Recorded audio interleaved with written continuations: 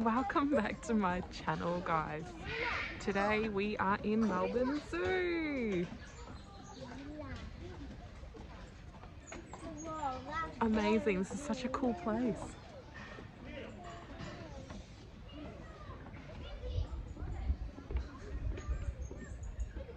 Such a cool place. Amazing for the families to see. So let's take a massive tour. Let's go.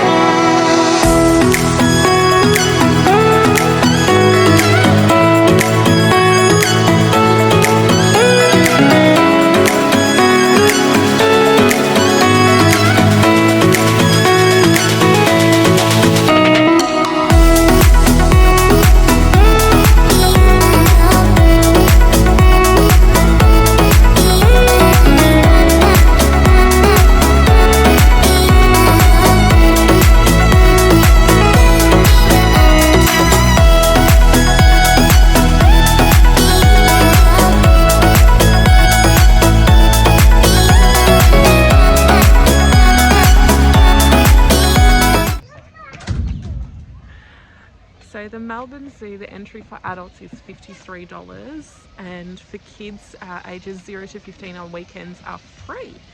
So if you want to come down here, I would definitely recommend coming down on the weekend. We are here during school holidays, and surprisingly it's actually not as busy as I thought it would be. Definitely an awesome little place to come with your family.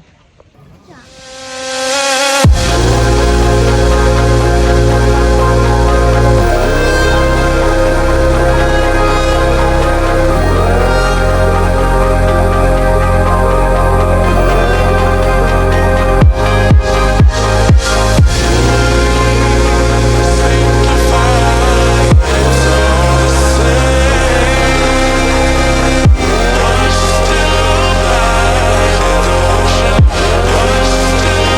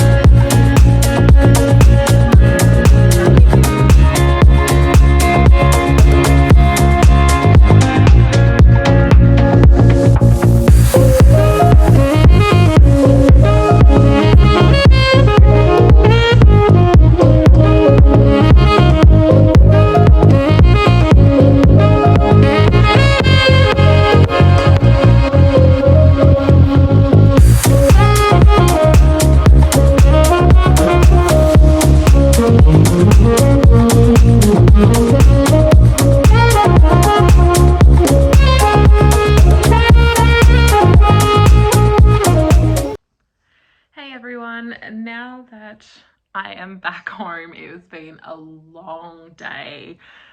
I thought I would just completely recap the Melbourne Zoo, and look, this is on us.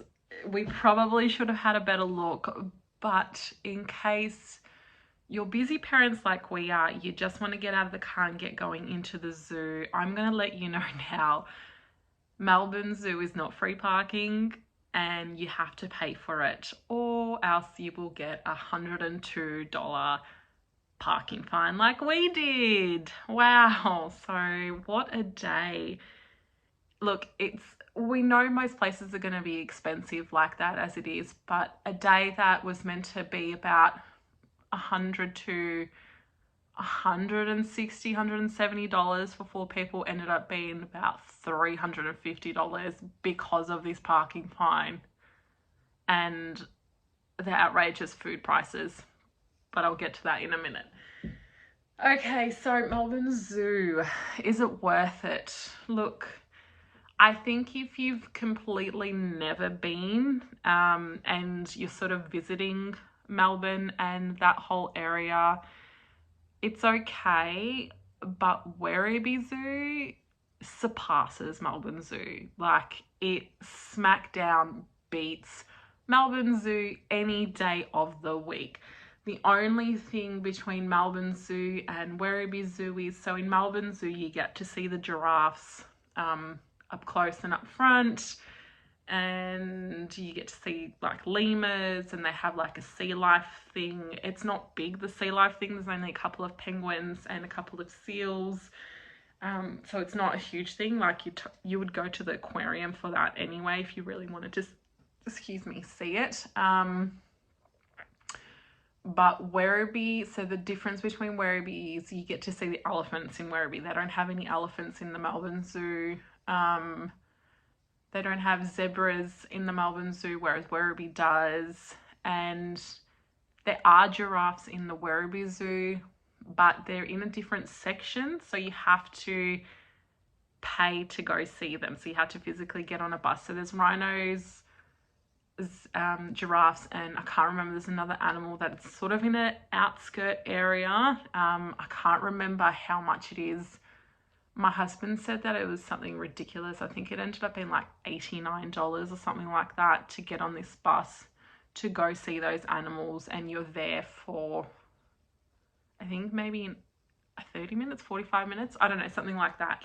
And you have to be 5 years or older. So I don't know, at least that's what it says online. But going back to Melbourne Zoo, is it worth it?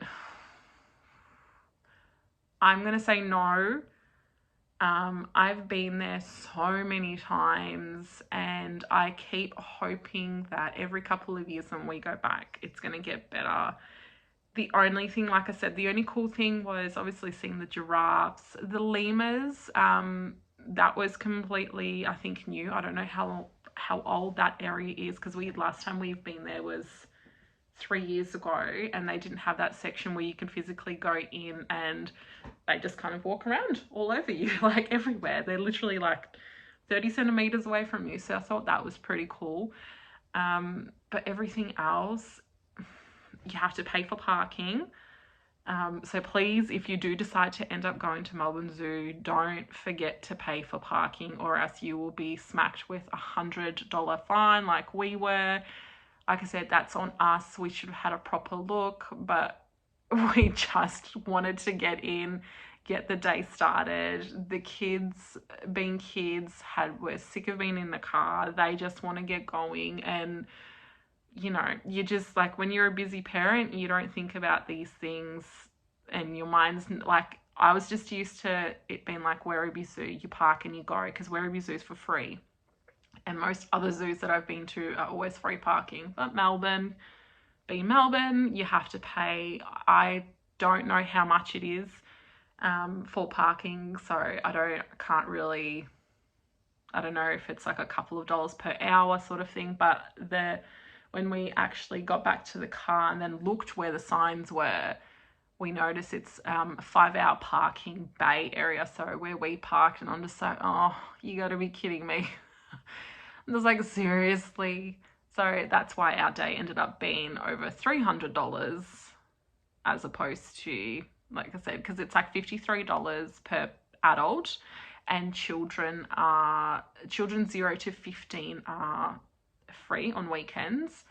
I don't know what it's like during the week, but yeah, all weekends the kids go in for free. And it's the same with Werribee. Werribee Zoo is exactly the same. So if you want to go to Werribee Zoo, get free parking, adults are the same price, $53, and kids on the weekends are free. Oh, yeah, wow. Anyways, when it comes to food, there is not a lot of food options compared to Werribee. Werribee Zoo has so much food options.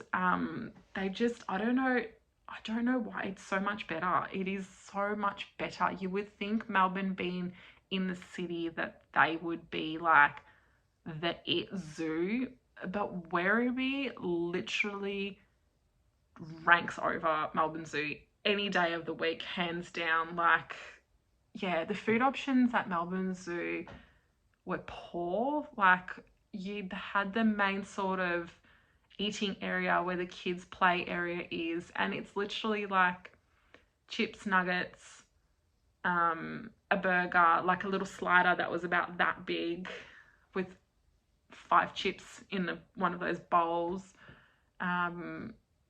Yeah, there wasn't like, they had like all these things on the menu saying like there's nachos and there's fish and chips and chicken nuggets and things like that. My husband was lucky, he got the last nachos, and it's not like we went at the end of the day. This is like around lunchtime, so I think it was like around 1 o'clock, and there was barely anything there, and it wasn't a packed day, surprisingly, considering it's school holidays still.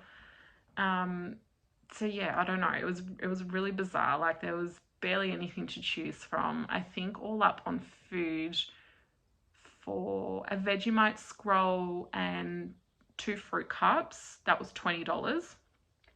And that was because both our girls were peckish.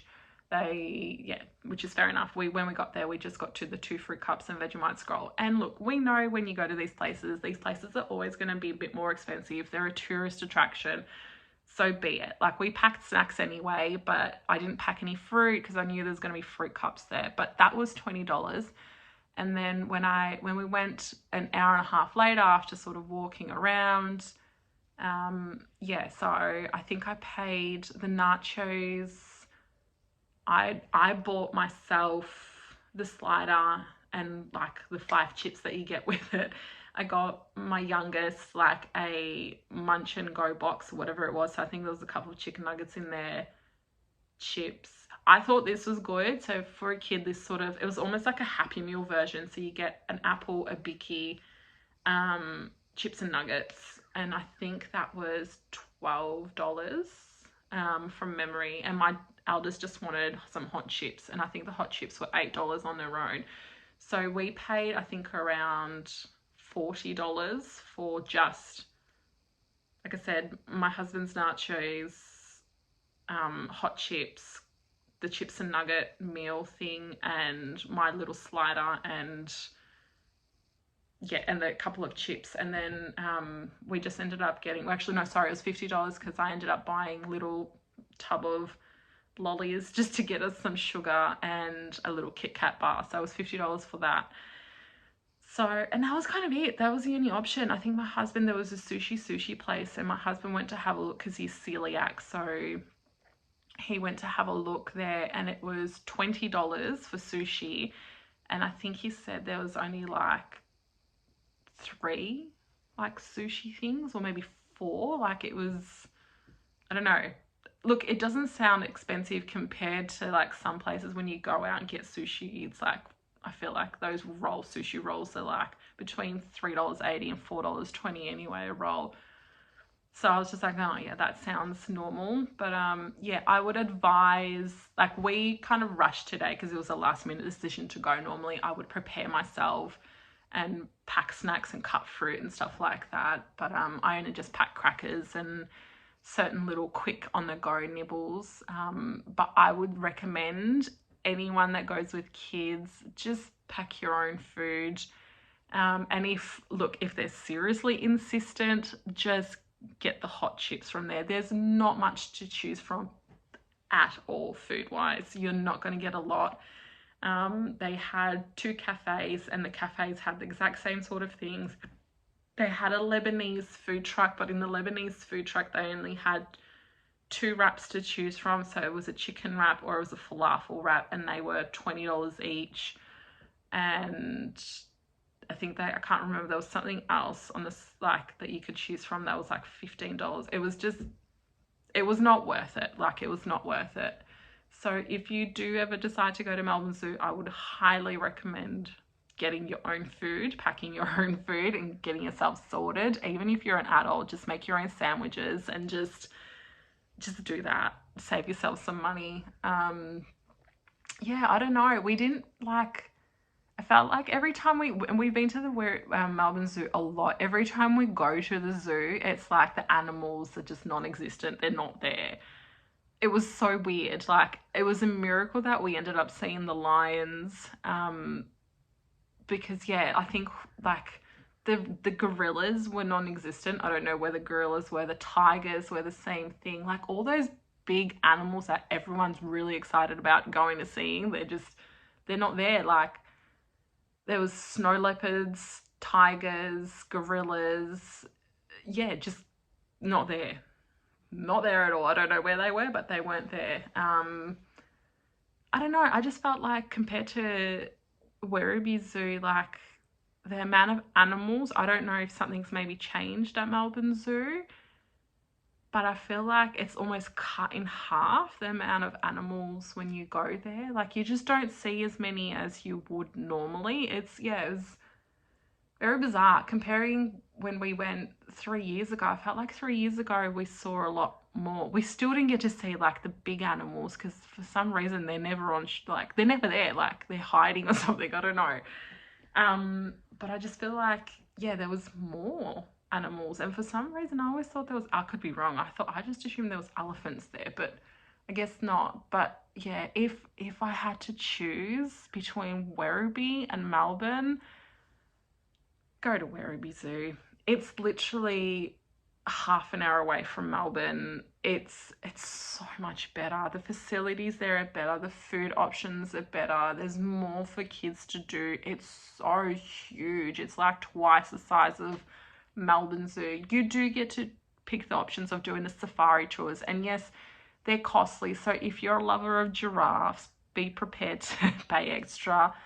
So I think it's rhinos, giraffes, and maybe gazelles. I can't remember what the other animal was. They're just further out, so you have to catch a bus there, and the bus goes from the actual zoo within the zoo, and that's an extra price. Like, I don't know, I personally didn't ask when I went there with my girls a couple of months ago if there's just a ticket to sort of just take you around the area, or if you have to buy the experience ticket. That could be a possibility. When you go to Werribee Zoo, you can always ask about that. But yeah, I don't know, I'm really disappointed in Melbourne Zoo, and I think getting that fine just topped it off. It really ruined my day. And like I said, I take it on, and my husband takes it on. We should have looked harder and better at all the signs everywhere, and that's on us, and we're going to pay the fine, obviously. But it sucks when you go wanting to have a fun family day out, and then you come back to the car and you're just like, why did I get an infringement? And yeah. So please do yourself a favour, if you do actually go to Melbourne Zoo, make sure you read the signs everywhere. Yeah, I don't know. I'm disappointed. I'm disappointed with Melbourne Zoo. I will not be going back to Melbourne Zoo anytime soon. I think it'll be another couple of years, whereas Werribee Zoo, I'd be happy to go every couple of months. It's literally 25 minutes from our house. Like I said, the variety is more, like, it's just nicer. It's nicer for the kids. It's nicer for the adults. their whole area where the elephants and the zebras are and everything like that, that's been all done up. It's brand new. It's amazing. It's beautiful. Um, yeah, Melbourne Zoo, I guess they don't really have much of an option to expand because of where they are. They're limited to their space. Yeah, I don't know. Like I said, the only cool thing about Melbourne Zoo was seeing the giraffes, seeing the lemurs, and I guess the kids, they had a playground and things. If there is a carousel there, if you do want to go on the carousel, just to let you know, it's $4.50 to hop on, and it goes around 3 times. So I paid $9 for my daughters to both go on, because they both love carousels. But yeah, I don't know. Be prepared to have an expensive day out at the Melbourne Zoo, if anything, on top of parking, however much the parking is. I'm assuming it'd be a couple of dollars per hour, which beats $102 infringement notice, mind you. But yeah, be prepared to also pay for parking. And there's not much parking there as it is. Like, it's a very small car park compared to Werribee car park. But yeah, so you'll see the videos. Obviously, you'll be watching this to see what it's like. I tried my best filming animals that were not there. Maybe if anyone decides to go to Melbourne Zoo, they might have better luck seeing the actual animals than what we did. But yeah, until next time, guys, thanks so much for tuning in and watching my channel. Thanks for watching this video. Please like and subscribe and comment below if you have any questions regarding Melbourne Zoo or Werribee Zoo, and I'll be happy to answer it. And yeah, I'll see you guys next time. Bye.